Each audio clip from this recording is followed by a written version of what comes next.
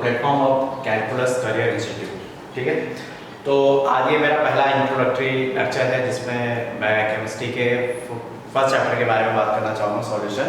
ठीक है, तो अगर आशा करता हूँ कि आप लोगों को अच्छे समझ में आ जाए पूरा लेक्चर। अगर कुछ गलतियाँ हो तो उसे माफ़ करना, क्योंकि ये मेरा फर्स्ट लेक्चर है। थोड़ा अनकम्फर्टेबल भी है कि पहला कैमरा फेस है। ठीक है, तो बात करते हैं केमिस्ट्री की। ठीक है, तो केमिस्ट्री देखिए, जो अगर हम बात करें तो सबसे स्कोरिंग सब्जेक्ट है। अगर पीसीएम के पूरे सब्जेक्ट की बात करें तो सबसे स्कोरिंग सब्जेक्ट है। बस इसके लिए परफेक्ट स्ट्रेटजी और किस तरह से आप उसका प्रोवाइडेशन करते हैं वो उस पर डिपेंड करता है। ठीक है, तो केमिस्ट्री के लिए अगर आप लोगों को स्कोरिंग करनी है तो उसके लिए परफेक्ट आप लोगों को पता होना चाहिए कि मेरे चैप्टर किस तरह से हैं, कौन सा जो चैप्टर है मेरा कितना वेटेज लेके जा रहा है, और कितने जो है मेरे चैप्टर जो है मैं अच्छे से कवर कर सकता हूँ, उसको ढंग से देना है। ठीक है, तो आप लोगों को पता ही है कि केमिस्ट्री में अलग अलग बोर्ड के हिसाब से, क्योंकि सीबीएसई ने अभी अपने सिलेबस में कुछ चेंजेस लाया है। तो अभी जो सीबीएसई का जो रिसेंट जो फर्स्ट चैप्टर है दैट इज अ सॉल्यूशन। ठीक है, इससे पहले जो अभी तक के इससे पहले जो फर्स्ट चैप्टर था दैट इज सॉलिड स्टेट। ठीक है, तो आज हम बात कर रहे हैं सॉल्यूशन के बारे में। ठीक है, जो किसी बोर्ड में या फिर किसी स्ट्रीम में सेकंड चैप्टर भी है। ठीक है, कोशिश करेंगे फर्स्ट चैप्टर आपका सॉलिड स्टेट भी कवर हो। तो आते हैं केमिस्ट्री के फर्स्ट चैप्टर पे, सॉल्यूशन। ठीक है, तो सॉल्यूशन जो चैप्टर है हमारा, लगभग 5 से 6 मार्क्स के क्वेश्चन इससे हमेशा बोर्ड में पूछे जाते हैं। ठीक है, 5 से 6 मार्क्स के क्वेश्चन हमेशा पूछे जाते हैं। ठीक है, और ये सबसे इजीएस्ट चैप्टर है जहाँ से आप मार्क्स आराम से गेन कर सकते हैं। ठीक है, बस एक ही थोड़ा आप लोगों का मैथमेटिकल बैकग्राउंड अगर हो तो आप इस चैप्टर पर अच्छे से रख सकते हैं। अगर मैं बात करूँ तो बायोलॉजी के बच्चों को थोड़ा डिफिकल्टीज होती है, क्योंकि उनका मैथ्स पोर्शन थोड़ा वीक होता है, और क्योंकि ये फिजिकल केमिस्ट्री के अंडर में ये चैप्टर आता है। ठीक है, तो ये न्यूमेरिकल सेक्शन ज़्यादा लेता है। ठीक है, तो चलिए मैं बात करूँ तो सॉल्यूशन जो चैप्टर है, ठीक है, अभी बात करेंगे उसके बारे में, क्या चीज़ें क्या नहीं है। पहले मैं आप लोगों को बताता हूँ कि आपको इस चैप्टर पर टारगेट कैसे करना है, क्योंकि अल्टीमेटली जो हमारा गोल है वो क्या है, वहाँ से मार्क्स लेके आना है। ठीक है, अपनी जो स्टडी है, एजुकेशन है वो तो सही है, लेकिन अल्टीमेटली जो हमारा गोल है वो क्या है, मार्क्स गेन कैसे करेंगे। हम लोग उसके लिए स्ट्रेटजी बनाएंगे, किस तरह से तैयारी करेंगे। तो जो मैंने बोला आप लोगों की सॉल्यूशन जो चैप्टर है वो 5 से 6 मार्क्स के क्वेश्चन इससे आपसे पूछे जाएंगे हमेशा। ठीक है, तो अगर मैं ब्रॉडली बात करूँ तो जो सॉल्यूशन चैप्टर है आपका, मैं उसको 3 सेक्शन में आसानी से डिवाइड कर सकता हूँ। ठीक है, कि ये सेक्शन में इसलिए डिवाइड कर रहा हूँ कि आप लोग अच्छे से पकड़ बना सकें कि कहाँ से किस तरह के क्वेश्चन आ रहे हैं। ठीक है, तो जो सॉल्यूशन चैप्टर है हमारे पास, जो 3 सेक्शन है उसके, वो जो फर्स्ट सेक्शन है उसका वो क्या है, पहला जो सेक्शन है उसमें सॉल्यूशन के बेसिक इंट्रो और इंट्रोडक्शन वगैरह ये सारी चीज़ें हैं, जिसमें हम सॉल्यूशन के बारे में क्या है, सॉल्यूट क्या है, सॉल्वेंट क्या है, और सॉल्यूशन के टाइप के बारे में पढ़ेंगे। दूसरा उसमें हम कंसंट्रेशन टर्म्स पढ़ेंगे। ठीक है, ठीक है, सॉल्यूशन का फर्स्ट पार्ट है, जिससे जनरली अगर मैं बात करूँ तो क्वेश्चन पूछ लिए जाते हैं, लेकिन कभी कभी नहीं पूछे जाते, तो 2 से 3 मार्क्स क्वेश्चन इससे आ जाते हैं। ठीक है, आ रहा समझ। उसके बाद जो सेकंड पार्ट है इस चैप्टर का वो है सॉल्युबिलिटी एंड लॉस। ठीक है, तो इसके अंदर हम सॉल्युबिलिटी के बारे में पढ़ेंगे कि सॉलिड किस तरह से लिक्विड में सॉल्युबल होता है, गैस किस तरह से लिक्विड में सॉल्युबल होती है, लिक्विड में किस तरह से सॉल्युबिलिटी होती है। उसके लिए अलग अलग लॉस भी हैं, अलग अलग साइंटिस्ट अलग अलग तरह के लॉस दे रखे हैं, वो हम देखेंगे। ठीक है, तो और लास्ट जो इस चैप्टर का जो सेक्शन है वो है कॉलिगेटिव प्रॉपर्टी। ठीक है, कॉलिगेटिव प्रॉपर्टी, तो कॉलिगेटिव प्रॉपर्टी क्या है, सॉल्यूशन की ही कुछ प्रॉपर्टीज है, जैसे कंसंट्रेशन क्या है, सॉल्यूशन की ही प्रॉपर्टी है। ठीक है, उसी तरह से कॉलिगेटिव प्रॉपर्टीज भी सॉल्यूशन की प्रॉपर्टीज है, लेकिन कुछ अलग टर्म्स पर डिपेंड करती है, तो इसीलिए इसको अलग से रखा गया। ठीक है, तो जो कॉलिगेटिव प्रॉपर्टी है, ठीक है, इस चैप्टर का बेस है, समझ लो। ठीक है, कि जहां से क्वेश्चन हमेशा पूछे जाते हैं, हमेशा। ठीक है, तो ये मतलब 3 मार्क्स के क्वेश्चन हमेशा पूछे जाएंगे, कोई भी बोर्ड हो, आप लोगों का सीबीएसई हो या कोई सा भी बोर्ड हो, 3 मार्क्स के क्वेश्चन हमेशा यहाँ से पूछे जाते हैं। ठीक है, और बात फंसी तो फर्स्ट और सेकंड सेक्शन की, तो 2 मार्क्स पे कभी इससे पूछ लिया जाता है, कभी इससे पूछ लिया जाता है, तो कभी इससे तो कभी इससे। तो जनरली अगर मैं बात करूँ तो अभी जो रिसेंट सीबीएसई का पैटर्न रहा है या फिर कोई भी बोर्ड का पैटर्न रहा है, वो इससे ज़्यादा क्वेश्चन पूछ रहे हैं, सॉल्युबिलिटी एंड लॉस है। ठीक है, जिसका हम हेनरीज लॉज वगैरह सारी चीज़ें पढ़ेंगे।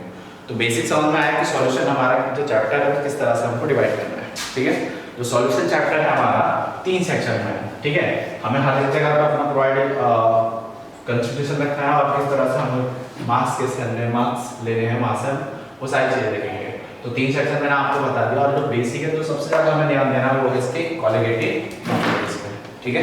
तो आशा करता हूँ कि समझ में आ गया होगा कि चैप्टर का जो बेसिक थीम है और किस तरह से हमें इसे अप्रोच में लेना है, वो सारी चीज़ समझ में आ गई होगी।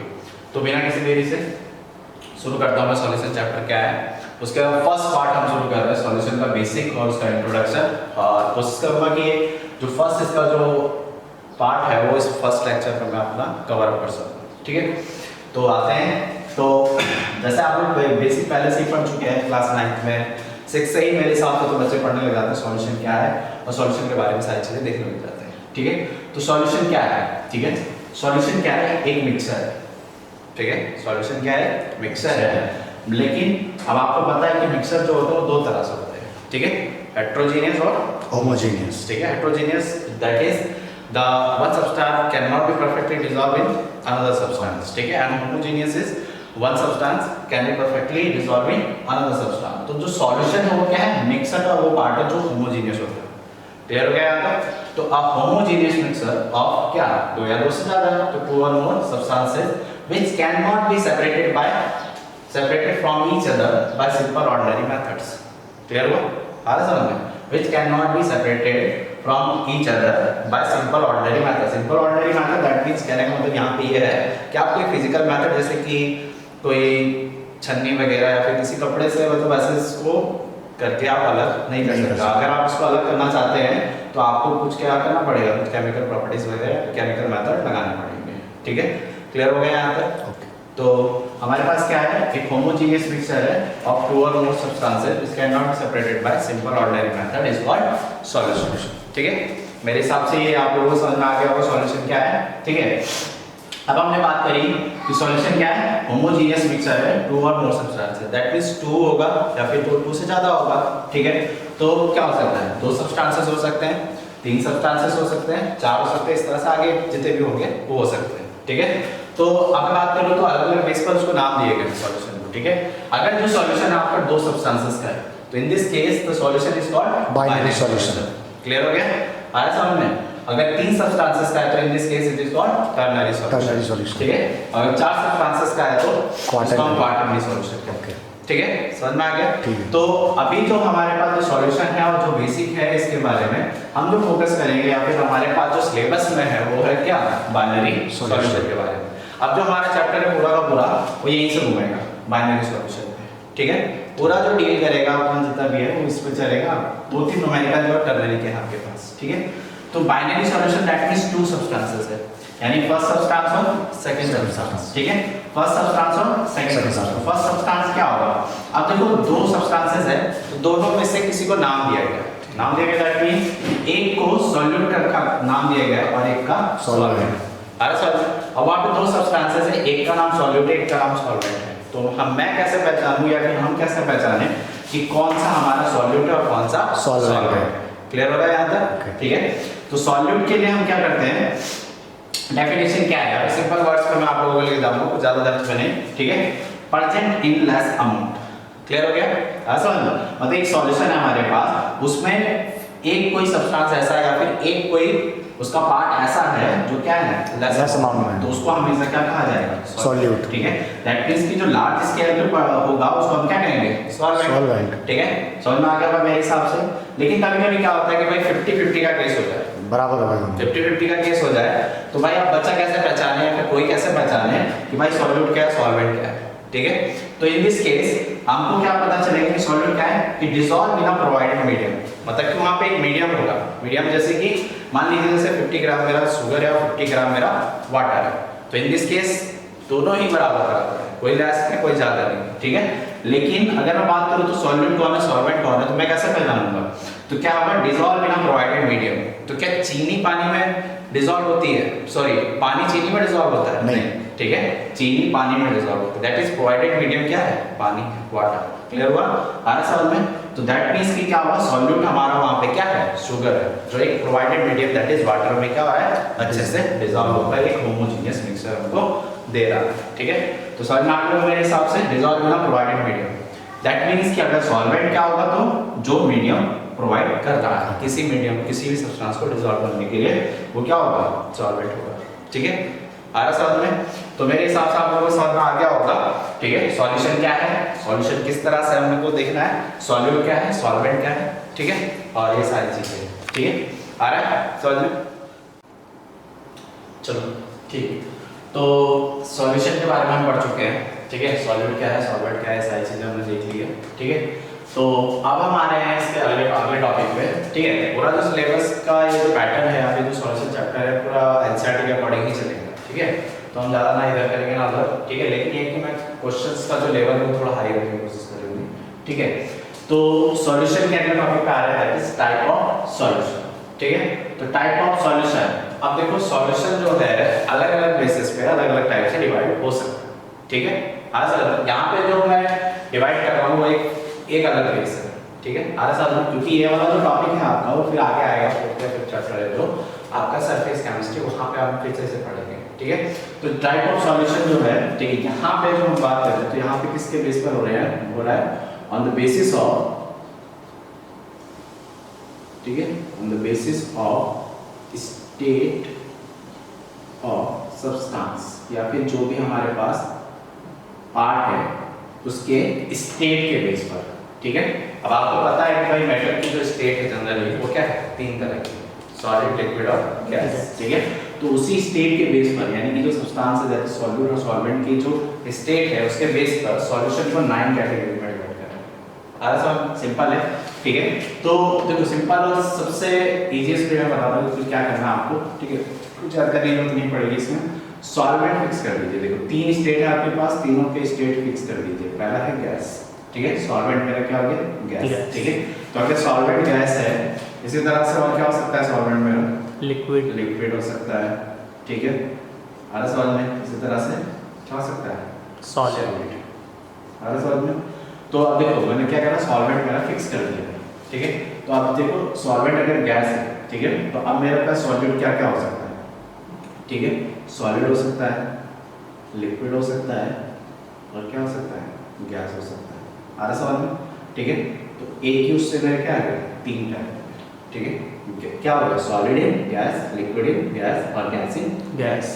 इसी तरह से मेरा ये भी आ सकता है सॉलिड, लिक्विड और गैस, ठीक है। इसके भी 3 पार्ट आ गए। इसी तरह से सॉलिड, लिक्विड और गैस, इसके भी 3 पार्ट आ गए। तो कुल कितने पार्ट हो गए, 3 क्लियर हो गया यहाँ तक। तो जब सॉल्वेंट का जो फेस है वो अगर गैसेस हो, ठीक है, तो इस केस में सॉल्यूशन को जो हम कहते हैं वो क्या होता है, गैसियस सॉल्यूशन, ठीक है। जो हमारा सॉल्यूशन तैयार होता है उसे हम क्या कहते हैं, गैसियस सॉल्यूशन, ठीक है।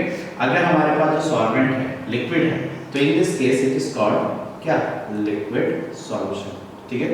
विदाउट आर समझ में। और अगर सॉलिड है तो in this case it is called क्या, सॉलिड सॉल्यूशन। आ रहा समझ में, सिंपल है, ठीक है। क्लियर हो गया होगा मेरे हिसाब से, तो ठीक है। 9 टाइप किस तरह से, ठीक है। तो ये देखो ये तो है ही है, लेकिन क्वेश्चंस आते कहां से हैं, तो जनरली इनके एग्जांपल जो होते हैं कि भाई इसका टाइप का एग्जांपल क्या है वो बताइए, ठीक है। तो कभी-कभी एमसीक्यूज में पूछ लिया जाता है कि नंबर में क्वेश्चन आ जाता है, ठीक है। Write down one example of a solution type in which solvent is gas and solid is solid, ठीक है। तो मैं बताता हूं आप सिंपल वे में, ठीक है, जनरल लाइफ के साथ एग्जांपल लेके चलते हैं। तो हमारे पास जो पहला एग्जांपल है वो क्या है कि मेरा जो सॉल्वेंट है वो गैस होना चाहिए और सॉल्यूट जो है वो क्या होना चाहिए, सॉलिड होना चाहिए, ठीक है। सॉल्वेंट मेरा गैस है, सॉल्यूट क्या होना चाहिए, सॉलिड। अभी मैंने आपको बताया सॉल्वेंट क्या है, प्रेजेंट इन लार्ज अमाउंट, ठीक है, और सॉल्यूट क्या है, प्रेजेंट इन लेस अमाउंट। यानी कि मुझे एक ऐसा एग्जांपल देखना है जहां पे जो गैस है वो लार्ज स्केल पे हो और सॉलिड का छोटे पार्ट्स पे, ठीक है। क्लियर हो गया यहाँ पर। तो इसका अगर सिंपल वे में एग्जांपल बताना चाहूँ तो जो क्वालिटेड एयर होती है ना, ठीक है, क्वालिटेड एयर जो होती है वो आपका क्या आती है, इसी के अंदर आती है, ठीक है। क्योंकि आपको पता है कि भाई क्वालिटेड एयर है उसके अंदर आर्सेनिक, मरकरी, लेड, सबके पार्टिकल्स क्या करते रहते हैं, लगातार मूव करते रहते हैं, और एयर क्योंकि लार्ज स्केल पे तो वो गैस होती है। क्लियर हो गया। इसी तरह से liquid in gas, liquid in gas क्या हो सकता है इसका एग्जांपल, ठीक है। तो water vapours, water vapours in क्या, एयर, क्लियर हो गया। या फिर जो मॉइस्ट एयर होती है वो इसमें आ सकती है, ठीक है। एयर आपका लार्ज स्केल हो गया, वहां पे वाटर के पार्टिकल या फिर ड्रॉपलेट्स आ जाते हैं, ठीक है। इसी तरह से लास्ट है हमारे पास gas in gas, gas in gas that means simple जो आपका एटमॉस्फेयर है उसका एग्जांपल है, ठीक है। जो एटमॉस्फेयर है हमारा वो इसका एग्जाम्पल है, क्योंकि इसके अंदर क्या है आपका नाइट्रोजन है, ऑक्सीजन है, ठीक है, CO2 है, ठीक है, ये आपका 75%, ठीक है, O2 आपका 21%, ठीक है, ये आपका 1%। क्लियर हो गया? तो इस तरह से हमारे पास क्या है, एटमॉस्फेयर को पूरा पूरा गैसेस मिक्सर है, ठीक है, तो वो इसके अंदर आ सकता है आपसे। तो मेरे हिसाब से हमने आ गया होगा कैसे कैसे क्या है इसका। इसी तरह से हम आते हैं अपने दूसरे वाले पेज पर, दैट इज लिक्विड सॉल्यूशन, यानी कि एक ऐसा सॉल्यूशन जिसमें क्या हो, सॉल्वेंट हमारा लिक्विड, ठीक है। तो इसके एग्जांपल पे आते हैं। तो लिक्विड हमारा माइनस स्केल पर होना चाहिए और सॉलिड उसका क्या होना चाहिए, स्मॉल क्वांटिटी होना चाहिए। तो इसके लिए एग्जांपल क्या हो सकता है हमारा, शुगर प्लस वाटर, ठीक है, शुगर प्लस वाटर। क्लियर हो गया यहाँ तक? जो हम लोग जनरली जो हमारे पास सिंपल घर पे होममेड जो ड्रिंक्स बनाते हैं वो इसका एग्जांपल हो सकते हैं, ठीक है। क्लियर हो गया? दूसरा हमारे पास liquid in liquid, liquid in liquid, ठीक है, सिंपल एग्जांपल है इसका C2H5OH प्लस वाटर, ठीक है, क्या तैयार हो गया, ठीक है, आज समझ में, ठीक है। ये तो सिंपल एग्जांपल बच्चे याद रख लेते हैं। गैस एंड लिक्विड, ठीक है, गैस एंड लिक्विड यानी लिक्विड ज्यादा होना चाहिए, गैस कम होना चाहिए, ठीक है।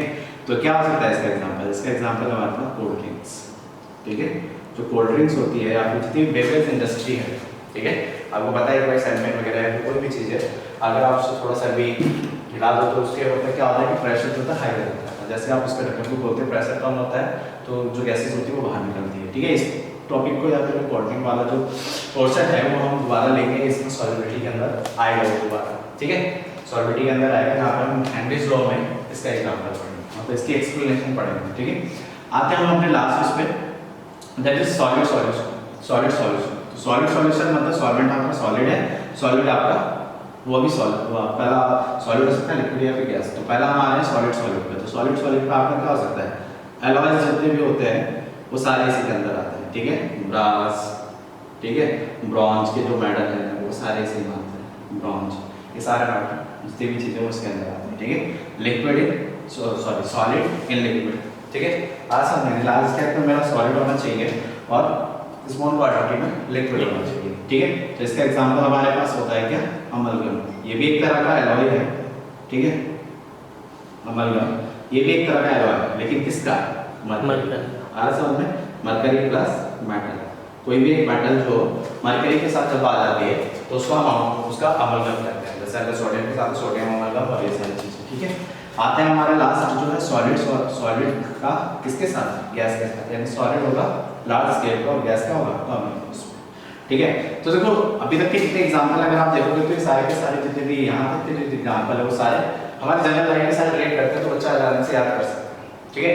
जो बच्चे का एग्जांपल है जैसे लिक्विड इन सॉलिड और गैस इन सॉलिड, ठीक है, ये थोड़ा केमिकल पोर्शन होता है तो इसमें थोड़ा ध्यान देना आपको। ये तो एग्जांपल याद होता है, अगर आप थोड़ा सा भी रिलेट करोगे तो आपको पता चल जाएगा। अब आते हैं गैस एंड सॉलिड का, ठीक है। तो इसमें जनरली क्या होता है कि जो हाईली रिएक्टिव गैसेस होते हैं जैसे hydrogen, nitrogen, potassium, sorry potassium gas नहीं, हाइड्रोजन हो गया हमारे पास, क्लोरीन हो गई, ठीक है।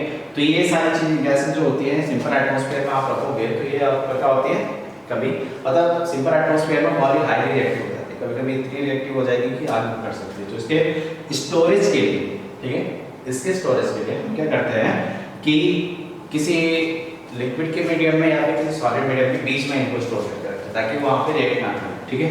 तो जो हाइड्रोजन गैस होती है इसीलिए उसको प्लैटिनम के जो स्टोन्स होते हैं उनके बीच में रखा जाता है, ठीक है, क्योंकि प्लैटिनम आपको पता है कि हाई सबसे अनरिएक्टिव मेटल है द अर्थ में, ठीक है। तो जब H2 गैस उसके बीच में रखी जाती है तो आसानी से वो बच जाता है, ठीक है, और कोई रिएक्टिविटी भी नहीं होती है। तो इसी तरह से, ठीक है, सॉलिड की सरफेस पे जब कोई गैसेस स्पीसीज आके ऑक्यूपाई होती है तो इस फिनोमिना को ये क्या कहते हैं, ऑक्यूपेशन, ठीक है। ये आपने 11th में भी पढ़ा होगा कैसे सिस्टम। क्लियर हो गया था, समझ में आ गया होगा मेरे को तो लग रहा है टाइप ऑफ सॉल्यूशन किस तरह से एग्जांपल और सारी चीजें करनी है, ठीक है, ओके, ठीक है। तो इससे पिछले में आपको बताया कि टाइप ऑफ सॉल्यूशन किस तरह से होते हैं, उसके एग्जांपल सारी चीजें क्लियर कराएंगे, ठीक है। तो आते हैं हम अपने अगले टॉपिक पे, ठीक है, दैट इज कंसंट्रेशन टर्म्स या फिर कंसंट्रेशन टर्म्स के बारे में पढ़ेंगे। तो कंसंट्रेशन टर्म्स पढ़ने से पहले, ठीक है, आपको पता होना चाहिए कि कंसंट्रेशन क्या होती है, ठीक है, कंसंट्रेशन क्या होती है, समझ में। तो कंसंट्रेशन को समझाने के लिए मैं सिंपल आपके सामने एग्जांपल रखता हूँ, ठीक है, मैं हमेशा इसे समझाता हूँ, ठीक है। मान लीजिए मेरे पास 3 बीकर है या फिर कोई बर्तन है मेरे पास, ठीक है, तीनों की जो वॉल्यूम है क्वांटिटी है वो सेम है। तो मैंने क्या करा, सब में 1-1 लीटर पानी रख दिया, ठीक है, हर सब में 1-1 लीटर पानी रख दिया। और मैंने क्या करा कि फर्स्ट वाले में मैंने 1 टीस्पून शुगर डाल दी, ठीक है, इसी तरह से सेकंड वाले में 2 टीस्पून डाल दी, थर्ड वाले में 3 टीस्पून डाल दी, ठीक है। तो जो शुगर का अमाउंट है, यानी कि अगर मैं बात करूँ स्ट्रेंथ की, ठीक है, कंसंट्रेशन को एक तरह से स्ट्रेंथ भी कह सकते हैं, ठीक है। तो स्ट्रेंथ जो है इन तीनों में से जो मैं बात करूँ थर्ड वाले की सबसे ज्यादा होगी कि नहीं होगी, ठीक है, इसमें कोई डाउट नहीं होना चाहिए, यानी थर्ड वाला सबसे ज्यादा, सेकंड, फिर फर्स्ट। आगे सवाल, तो यहीं से इसकी डेफिनेशन बनेगी कंसंट्रेशन एक्चुअली में है क्या। तो क्या है, देखो क्या है मेरे पास कि देखो सॉल्वेंट जो है वो फिक्स अमाउंट है, सॉल्वेंट फिक्स अमाउंट में, सॉल्यूट क्या है कि आप कितना डाल सकते हो उसमें, ठीक है। तो therefore the concentration of the solution is maximum, ठीक है, the maximum amount of solute, ठीक है, प्रेजेंट इन, ठीक है, फिक्स्ड क्वांटिटी ऑफ सॉल्वेंट और सॉल्यूशन। तो समझ में आ गया मेरे हिसाब से, तो ठीक है। इस फिगर से याद रखोगे तो कभी भी आप इसकी डेफिनेशन नहीं पूछ सकते। तो मैक्सिमम अमाउंट ऑफ सॉल्वेंट, ठीक है, आप कितना अमाउंट ऑफ सॉल्वेंट डाल रहे हो, ठीक है, एक फिक्स क्वांटिटी ऑफ क्या सॉल्वेंट या फिर सॉल्यूशन के अंदर, ठीक है, that is the concentration of the solution, ठीक है। तो मेरे को हिसाब से आप लोगों को समझ में आ गया कंसंट्रेशन क्या है, ठीक है। तो बात करते हैं कि भाई कंसंट्रेशन ऑफ सॉल्यूशन हमें पता तो चल गया, लेकिन उसको एक्सप्रेस करने के कई सारे वेज होते हैं, ठीक है। अब हमें क्या पता, कैसे पता चले हम न्यूमेरिकल क्वेश्चन पे या फिर मैथमेटिकली कैसे डील करें कि भाई इस फिक्स क्वांटिटी में कितना सॉल्यूट प्रेजेंट है, ठीक है। तो इसको एक्सप्रेस करने के लिए कुल 8 वेज हैं, ठीक है। वैसे तो अलग-अलग वे, अलग-अलग बुक में या फिर अलग तरीके से अलग-अलग उसमें आते हैं, लेकिन इतने ही हैं जितना मैं बता रहा हूं, ठीक है। वो अलग-अलग उस पे बेस पे कराया गया होगा, ठीक है। तो कंसंट्रेशन को एक्सप्रेस करने के लिए हम जो टर्म्स लेते हैं वो क्या है, कंसंट्रेशन टर्म्स, ठीक है। तो इसमें हम जनरली क्या करेंगे, कंसंट्रेशन टर्म्स, ठीक है। तो इसमें हम जनरली क्या करेंगे, वो सारे वेज देखेंगे जहां से एक सॉल्यूशन की कंसंट्रेशन को एक्सप्रेस कर सकते हैं, ठीक है। तो पहला अगर मैं बात करूं तो इसमें जो आता है, ठीक है, पूछ लिया जाता है कभी ग्राम पर लीटर कंसंट्रेशन, ठीक है। तो फर्स्ट में है वो क्या है, ग्राम पर लीटर कंसंट्रेशन। सेकंड जो है हमारे पास परसेंटेज कंसंट्रेशन है, ठीक है, क्या है, परसेंटेज कंसंट्रेशन, ठीक है। इसके अंदर हम 3 तरह के कंसंट्रेशन को देखेंगे, ठीक है, जनरली। तो जो फर्स्ट है हमारे पास, ठीक है, दैट इज W/W%, ठीक है। जो सेकंड है हमारे पास W/V%, last one is V/V%, ठीक है। अब क्या है ये W/W, W/V, ठीक है। हर सब परसेंटेज कंसंट्रेशन की बात हो रही है, where W for weight, ठीक है, and V for volume, clear हो गया। तो weight by weight%, weight by volume% and volume by volume%, समझ में आ गया होगा, ठीक है। अभी मैं बताऊंगा अच्छे से, पहले देख लेते हैं कितने हमारे पास हुआ है। तो फर्स्ट, सेकंड, ठीक है, थर्ड हमारे पास जो आ रहा है, ठीक है। अब यहाँ से हमारे इसके जो मेन जो लीड है या फिर जो मेन कॉन्सेप्ट है कंसंट्रेशन के, जो एक्सप्रेस करते हैं आप लोगों को न्यूमेरिकल क्वेश्चन, वो यहाँ से शुरू होते हैं। तो पहला आता है हमारे पास मोलारिटी, ठीक है। तो मोलारिटी में हमारे पास इसको हम डिनोट कर सकते हैं कैपिटल M से, कैपिटल M से ही डिनोट करते हैं मोलारिटी, ठीक है। आते हैं अगला हमारे पास, ठीक है, वो है हमारा मोलारिटी, ठीक है, हमारा समझ में, ठीक है। फर्स्ट इज मोलारिटी, ठीक है, और सेकंड इज मोलालिटी, LITY, ठीक है। तो दोनों में अंतर है, ध्यान रखना। इसको हम स्मॉल m से नोट करते हैं, इसे थोड़ा सा टर्म दे दीजिएगा बस, क्लियर हुआ यहाँ तक कि स्मॉल m एक और चीज आने वाली बीच में, तो दोनों में कंफ्यूजन हो जाता है कभी मैनेज करते समय, ठीक है। तो उसको समझने के लिए हम क्या करते हैं, इसको थोड़ा सा टर्म दे देते हैं बस, ठीक है, क्लियर हो गया। तो मोलारिटी, ठीक है। उसके बाद हमारे पास जो फिफ्थ टर्म है दैट इज मोल फ्रैक्शन, ठीक है, मोल फ्रैक्शन, ठीक है। ये भी देखेंगे हम इसके बारे में। इसको हम डिनोट करते हैं काल, ठीक है, एक टर्म होती है काल, x है उसको थोड़ा सा साफ टर्म दे दीजिए बस, ठीक है। कहते हैं कि कई जगह x कह देते हैं, लेकिन इसका जो प्रोनाउंसिएशन है वो क्या है, काल, ठीक है। ये ग्रीक वर्ड है, ठीक है, जिसके थ्रू हम मोल फ्रैक्शन को डिनोट करते हैं, क्लियर हो गया। आ रहा हमारे समझ में। इसके बाद हमारे पास 6 जो कंसंट्रेशन टर्म है वो है, ठीक है, नॉर्मैलिटी। नॉर्मैलिटी क्लियर हो गया यहाँ तक? नॉर्मैलिटी, ठीक है, मोलारिटी जैसे वैसे नॉर्मैलिटी, इसको हम कैपिटल एन से डिनोट करते हैं। क्लियर हो गया, ठीक है। उसके बाद हमारे जो अगली टर्म है, ठीक है, दैट इज फॉर्मेलिटी। ठीक है, देख रहे हो ना किस तरह से टर्म आ रही है, फॉर्मेलिटी, नॉर्मैलिटी, ठीक है। इसको हम कैपिटल एफ से डिनोट करते हैं। और लास्ट जो है हमारे पास वो है पीपीएम एंड पीपीपी कंसंट्रेशन, ठीक है। Ppm and PPP concentration, ppm and PPP क्या है? पीपीएम दैट इज पार्ट पर million, second one is part पर मिलियन, ठीक है।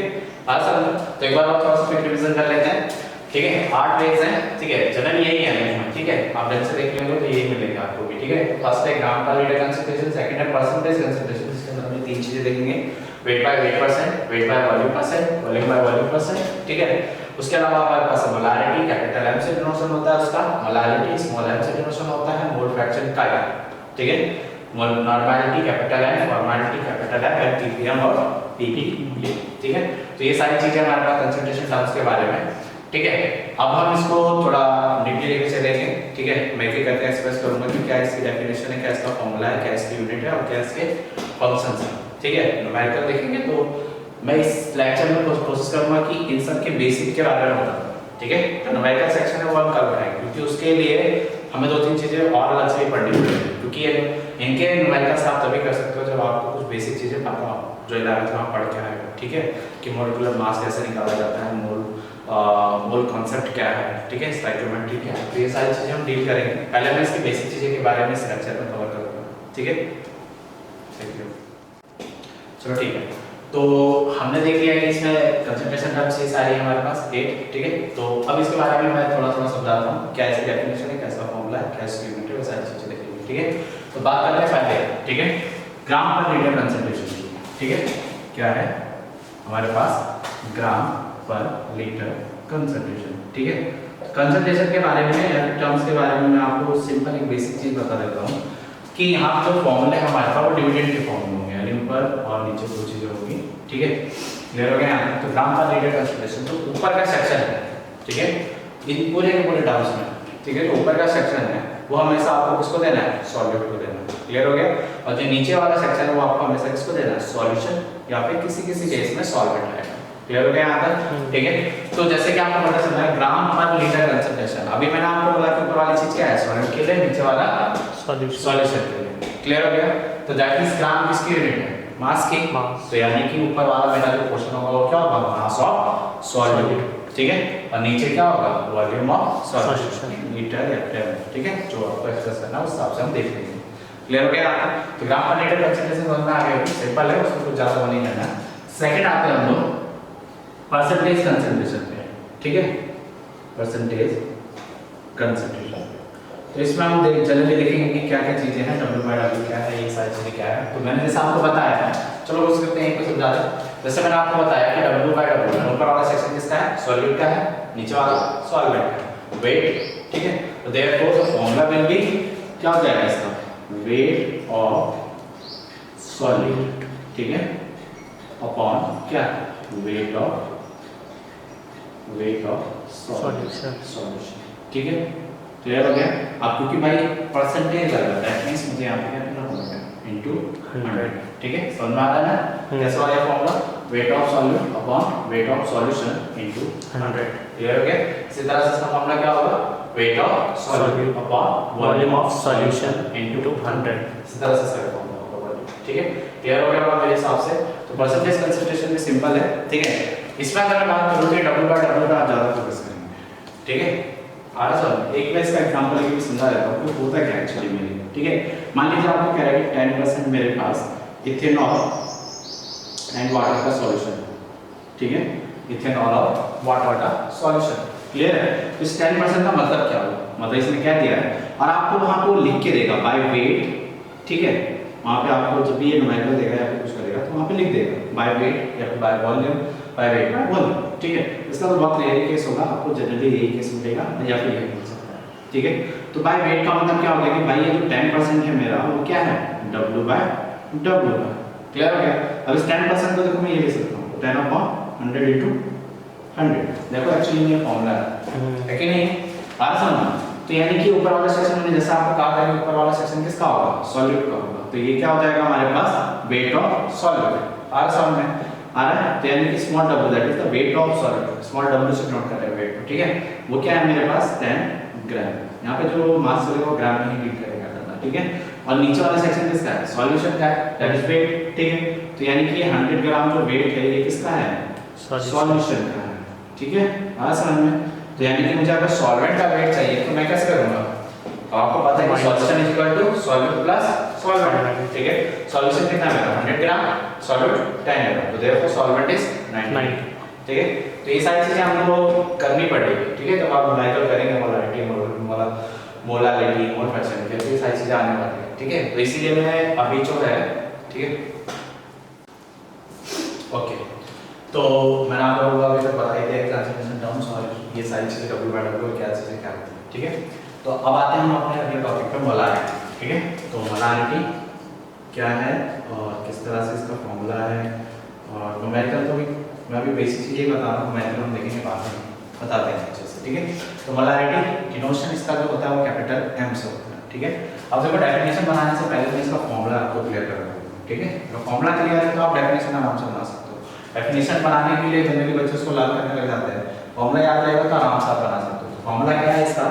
Molarity is equal to number of moles of solute, ठीक है? Number of moles of solute. जैसे मैंने बात करी थी पहले सेक्शन में, ऐसा किसका होगा? सॉल्यूट का होगा, ठीक है? तो number of moles of solute upon क्या? वॉल्यूम ऑफ सॉल्यूशन, ठीक है?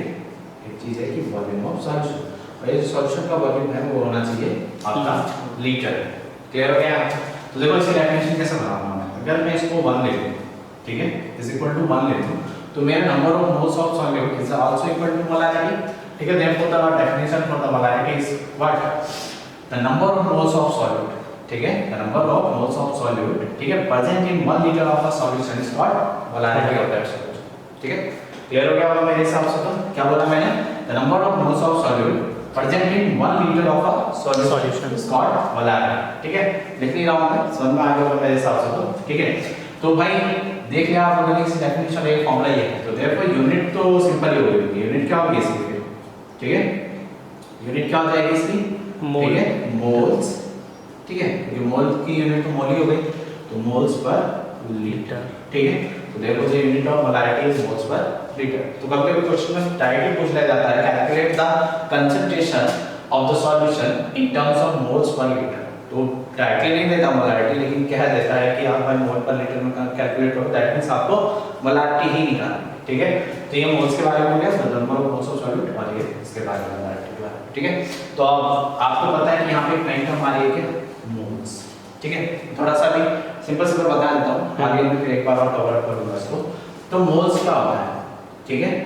मोल्स या फिर मोल क्या है, ठीक है? यहाँ पे क्या हमारे मोल, तो मोल क्या है हमारे पास? अपभ्रंशक नंबर, ठीक है? सिंपल वर्ड में अगर बोलूं तो कुछ नंबरों का कलेक्शन जो है, कलेक्टिवली वो नंबर जो है वो क्या कहलाते हैं? मोल्स, ठीक है? जैसे आपको पता है कि भाई सब्सटेंस है, सब्सटेंस की जो सबसे स्मॉलेस्ट यूनिट है वो क्या है? एटम। अब उसके अंदर इलेक्ट्रॉन प्रोटॉन वाला चीज है, ठीक है? एटम है। अब भाई एक सब्सटेंस के अंदर मिलियंस ऑफ एटम है, ठीक है? बहुत सारे। तो अगर मैं बात करूं तो अगर मैं इसके साथ डील करूंगा, इसके मास के साथ, उसके पार्टिकल के साथ, तो इतनी बड़ी बड़ी क्वांटिटी में पार्टिकल आएंगे कि आप उसके न्यूमेरिकल को इजी वे में नहीं कर सकते सॉल्व, ठीक है? तो उस चीज को इजी वे में करने के लिए क्या करा गया कि एक नंबर के कलेक्शन को, दैट इज 6.022 × 10⁻23, मतलब कि देखो 6.022 × 10⁻23 बताता हूँ कि कैसे आया ये नंबर, ठीक है? इस नंबर को क्या बोल दिया गया? 1 मोल, ठीक है? जब भी इतने पार्टिकल यानी इतने एटम किसी भी सब्सटेंस के एक साथ आ जाएंगे तो उसको हम क्या बोलेंगे? 1 मोल। अर्थात इसके लिए, ठीक है, एवोगाड्रो, ठीक है, एवोगाड्रो साइंटिस्ट थे, उन्होंने स्टडी करी थी कि एक पर्टिकुलर मास का, ठीक है, ग्राम मोल का जो मास है, ठीक है, उसमें पार्टिकल की जब स्टडी करी उन्होंने तो इतने पार्टिकल निकले, कोई भी सब्सटेंस हो इतने ही पार्टिकल निकले। तो भाई इस पर्टिकुलर नंबर को ही क्या बोल दिया गया? एवोगाड्रो नंबर, और इसको हम डिनोट करते हैं कैपिटल N A से, ठीक है? क्लियर हो गया? अब मोल्स निकालने के लिए आपके पास फॉर्मूला है जिसको हम मोल कांस्टेंट में पढ़ते हैं, याद आ रहा है? ठीक है, क्लियर हो गया? तो वो मैं मोल कांस्टेंट में ही लेके आऊंगा, ठीक है? यहाँ पे मैंने आपको समझा दिया कि मोल क्या है, वो आप कैसे करते हैं, ठीक है? तो ले लूंगा मोल कांस्टेंट आ गया अलग से फिर से, तो मोलारिटी समझ में आ गया होगा, ठीक है? यूनिट समझ में आ गई, मोल वाली सारी चीजें, ठीक है? आगे आते हैं हम लोग मोलारिटी के बाद हमारा जो अगला टॉपिक है वो क्या है? मोलारिटी, ठीक है? तो अगला है हमारे पास मोलारिटी। तो मोलारिटी क्या है हमारे पास, ठीक है? इसको हम डिनोट करते हैं स्मॉल n से। मैंने बोला कि इसको थोड़ा सा कम दे दीजिए क्योंकि स्मॉल n में और भी चीजें आने वाली हैं, ठीक है? क्लियर हो गया यहाँ पर? तो मोलारिटी क्या हो गया हमारे पास, ठीक है? इसका भी फॉर्मूले से ही क्लियर करते हैं। Small n is equal to, ठीक है, number of moles of solute, ठीक है?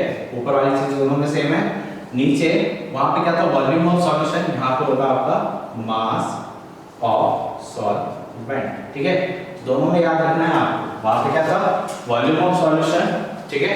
यहाँ पे है मास ऑफ सॉल्वेंट, ठीक है? और वो किसमें होना चाहिए आपका? केजी। क्लियर हो गया? तो देयरफॉर इसको भी अगर मैं 1 ले लूं तो ये 1 kg हो गया। तो डायरेक्टली आपका क्या हो जाएगा? Number of moles of solute is equal to molarity. तो therefore the definition is the number of moles of solute, क्या?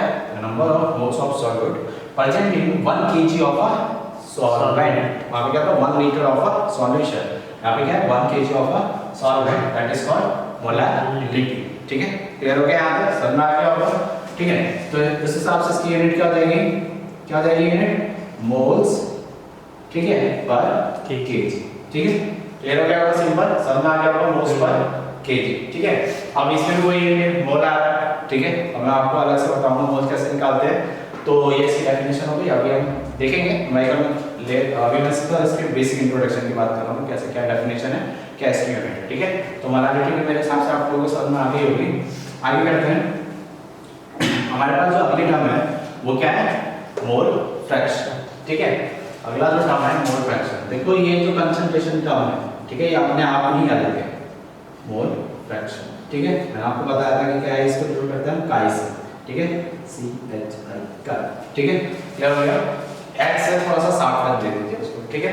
Mole fraction. तो मोल फ्रैक्शन एक अलग ही इसकी कंसंट्रेशन टर्म है, लगभग सारी कंसंट्रेशन हम एक दूसरे से रिलेट करते हैं, लेकिन ये थोड़ी अलग है, ठीक है? ये कैसा है, ठीक है?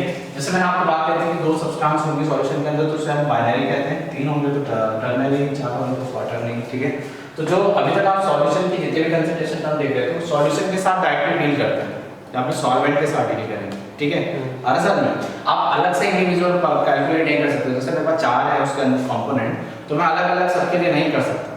वो जो डील करेगा वो डायरेक्टली सॉल्यूशन के साथ करेगा या फिर उसके सॉल्वेंट के साथ करेगा, ठीक है? तो मोल फ्रैक्शन एक ऐसी कंसंट्रेशन टर्म है कि आपके 4 कंपोनेंट भी होंगे तो चारों के अलग अलग आप क्या कर सकते हो, उसके वैल्यू निकाल सकते हो या फिर उसकी कंसंट्रेशन को फाइंड आउट कर सकते हो, ठीक है? तो मोल फ्रैक्शन जैसे मैंने बात करी कि अलग अलग आप निकाल सकते हो इजीली। तो मान लीजिए मेरे पास कोई एक सॉल्यूशन है, ठीक है?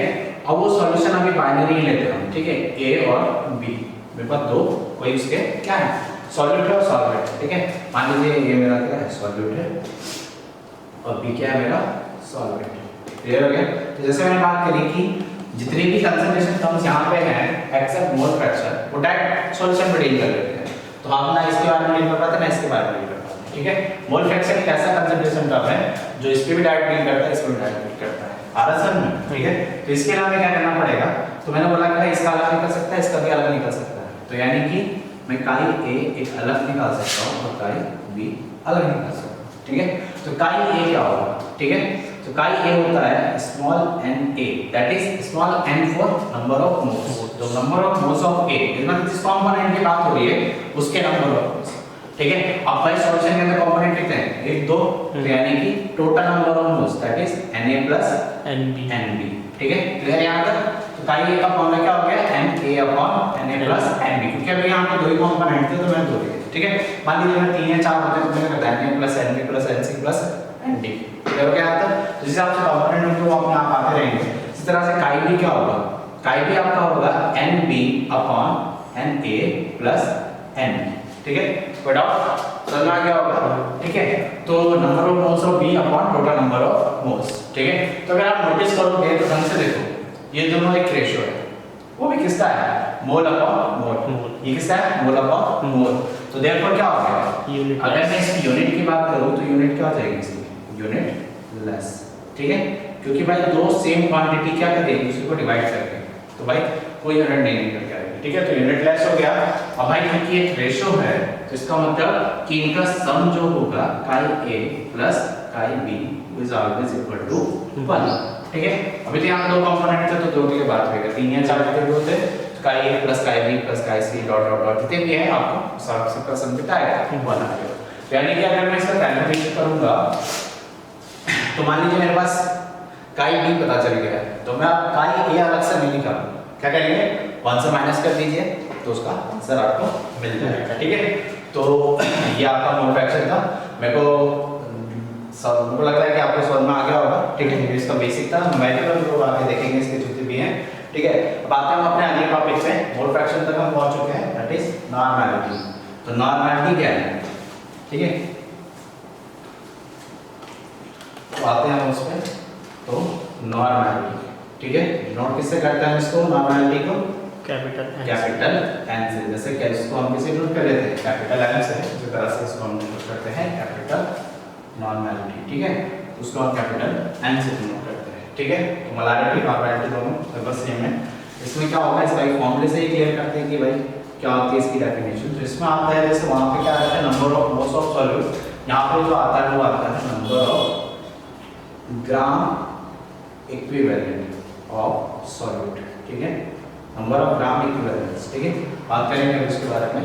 Number of gram equivalents of solute upon volume of solution. ठीक है, वॉल्यूम ऑफ सॉल्यूशन अब क्या होना चाहिए, आपका लीटर में होना चाहिए। ठीक है, आज समझ में, अगर ml में होगा तो आपको ऊपर से 1000 से मल्टीप्लाई करनी पड़ेगी। ठीक है, तो देयरफॉर अगर मैं इसको फिर तो दोबारा 1 मान लूं तो इसकी डेफिनेशन क्या होगी, नॉर्मैलिटी की डेफिनेशन मेरी क्या निकल कर सकती है। ठीक है, क्या बोलेंगे, the number of gram equivalents of solute present in 1 litre of a solution is called normality. ठीक है, क्लियर हो गया आपका मेरे हिसाब से तो। ठीक है, तो देयरफॉर इसकी भी यूनिट क्या होगी बताइए, क्या होगी, ग्राम इक्विवेलेंट पर लीटर। क्लियर हो गया, ग्राम इक्विवेलेंट पर लीटर। ठीक है, आगे चलो मोल्स के बारे में हम मोल कंसेप्ट में ले लेंगे। इसमें थोड़ा सा बता देता हूं मैं, ग्राम इक्विवेलेंट, ठीक है, वो कैसे निकालते हैं। ठीक है, तो यहाँ पे इसका फॉर्मूला होता है मास अपॉन, ठीक है, वहां पे क्या होता है मास अपॉन मॉलिक्यूलर मास, इधर आ जाता है इक्विवेलेंट मास। ठीक है, तो जब मैं नॉर्मैलिटी पढ़ाऊंगा तो वहां पर अच्छे से बता दूंगा उसको ढंग से कैसे क्या निकलता है। ठीक है, अभी मैंने इसकी बेसिक डेफिनेशन और उसके बारे में बताया और यूनिट क्या है इसकी। क्लियर हो गया यहाँ तक, तो नॉर्मैलिटी मेरे हिसाब से आ गया आपको समझ में। ठीक है, जब न्यूमेरिकल करेंगे तो एक बार और उठाएंगे इस पूरे पोर्शन को। ठीक है, अगला आता है हमारे पास फॉर्मैलिटी।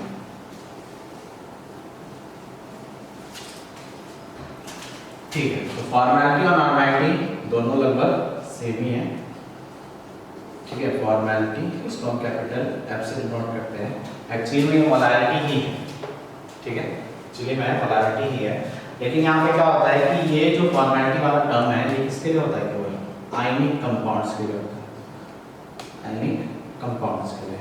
ठीक है, आयनिक कंपाउंड जैसे आपको पता है कि जो इलेक्ट्रॉन के ट्रांसफर से बनते हैं, जैसे NaCl हो गया, ठीक है, KCl हो गया, ठीक है, CaCl2 हो गया, एक्सेट्रा। तो इसके लिए हम क्या करते हैं जनरली, तो इसके लिए फॉर्मूला है हमारे पास, ठीक है, फॉर्मूला मास ऑफ सॉल्यूट, ठीक है, अपॉन वॉल्यूम ऑफ सॉल्यूशन।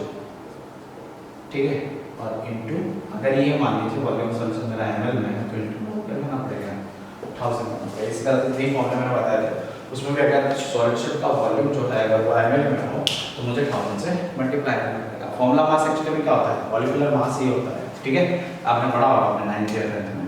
ठीक है, तो NaCl के केस में मोल्स नहीं लिए जाते हैं, फॉर्मूला मास के साथ हम लिख सकते हैं। क्लियर हो गया। ठीक है, formula mass of solute upon volume of solution. ठीक है, क्लियर हो गया। आर समझ, तो ये हो गया इसकी फॉर्मेलिटी के बारे में। अगला हमारे पास लास्ट जो कंसंट्रेशन टर्म है, ठीक है, वो क्या हो जाएगी, ppm और ppb कंसंट्रेशन। ठीक है, तो ppm और ppb कंसंट्रेशन। ठीक है, सिंपल है ये भी। ठीक है, क्लियर हो गया। पीपीएम एंड पीपीपी, जैसे मैंने आपको बताया था पीपीएम दैट इज पार्ट्स, ठीक है, पार्ट्स पर मिलियन, ठीक है, पार्ट्स पर मिलियन, ठीक है, यानी पीपीएम, इस तरह से बी फॉर बिलियन, ठीक है, क्लियर हो गया? तो अब इसका फॉर्मूला कैसे तैयार होगा, देखो यहाँ पे जैसा मैंने बोला ही था कि ऊपर वाला सेक्शन जो है वो सॉलिड का है, नीचे वाला सेक्शन किसका है, सॉल्वेंट या फिर सॉल्यूशन, ठीक है। तो पीपीएम कंसंट्रेशन में क्या हो जाएगा, जैसे मान लीजिए हमको पीपीएम कंसंट्रेशन पे डील करनी है, पीपीएम कंसंट्रेशन के लिए हम क्या करते हैं, ठीक है, पीपीएम के लिए बात करते हैं, ठीक है। तो पीपीएम कंसंट्रेशन के लिए क्या करते हैं कि देखो मैं एक चीज लिख रहा हूँ, उसको समझा दूंगा, क्वांटिटी, ठीक है, या फिर पार्ट ऑफ सॉल्यूट, ठीक है, पार्ट ऑफ सॉल्यूट या फिर quantity of solute upon quantity of solution, ठीक है, ऐसा क्योंकि मिलियन है तो देयरफॉर 10⁶, क्लियर हो गया? अब क्वांटिटी या फिर पार्ट रखने का मतलब क्या होगा, ठीक है, मतलब यहाँ पे आपका मास भी आ सकता है, ठीक है, और वॉल्यूम दोनों आ सकता है, ठीक है, लेकिन कंडीशन ये है कि अगर आप ऊपर वाला सेक्शन मास को दे देता है, मास और सॉल्यूट, तो नीचे भी आपको क्या देना पड़ेगा, मास ही देना पड़ेगा, ठीक है। तो ऊपर वाला सेक्शन वॉल्यूम को दे रहे हो तो नीचे भी वॉल्यूम ही देना पड़ेगा, ठीक है, ये नहीं कि मास यहाँ वॉल्यूम चल रहा है, ठीक है, दोनों सेम होने चाहिए, ठीक है। इसी तरह से पीपीबी के लिए क्या हो जाएगा, पीपीबी जैसे पार्ट पर मिलियन के लिए क्या हो जाएगा, सारी चीजें सेम रहेंगी, बस क्या होता है इनटू 10⁹, ठीक है, क्लियर हो गया? आगे वापस समझ मेरे हिसाब से तो दैट इज मास, अगर ये मास के साथ डील करा रहे हो मास ही आएगा, और वॉल्यूम के साथ करा रहे हो तो वॉल्यूम आएगा, ठीक है, क्लियर हो रहा है? ठीक है, तो ये आपका पीपीएम पीपीबी कंसंट्रेशन है, ठीक है। तो यहाँ पर मैंने इसके बेसिक के बारे में बताया कि कैसे कैसे क्या होता है, ठीक है। अगले लेक्चर में अगर हम देखें तो इसमें मैं आपको इसके न्यूमेरिकल और किस तरह से क्या करते हैं वो सारी चीज़ें बताऊंगा, और साथ ही साथ इसके मोल कॉन्सेप्ट को उठाऊंगा, ठीक है, क्योंकि मोल कॉन्सेप्ट एक ऐसा टॉपिक है जिसको करे बिना आप इसको न्यूमेरिकल में नहीं कर सकते, ठीक है, क्योंकि मोल्स निकालने के लिए अलग मेथड है और अलग अलग सारी चीज़ें हैं, पीपीएम पीपीबी सारी चीज़ें देखेंगे, ठीक है। फॉर्मेलिटी इसमें एक ऐसा टॉपिक है जो जनरली कई सारे बोर्ड्स जो है उन्होंने हटा दिया अपने सिलेबस से, ठीक है। अभी रिसेंटली जहाँ तक मेरे को पता है आईएससी बोर्ड केवल इसको अपने सिलेबस में रखा, ठीक है, सीबीएसई ने भी इसको हटा दिया ऐसा है, फॉर्मेलिटी को भी, ठीक है। तो देखेंगे हम, अगर हो सके तो इस पर न्यूमेरिकल को करेंगे, ठीक है, और अगर फॉर्मूला वगैरह कोई क्लियर ना हो तो ठीक है, उस ढंग से देखिए वीडियो को, समझ में आ जाएगा कैसे उसकी डेफिनेशन क्या चीज़ें क्या है, ठीक है। तो इस फर्स्ट लेक्चर में मैं आपको इतना समझाना चाहता था, ठीक है, आशा करता हूँ आपको समझ में आ गया होगा। Thank you.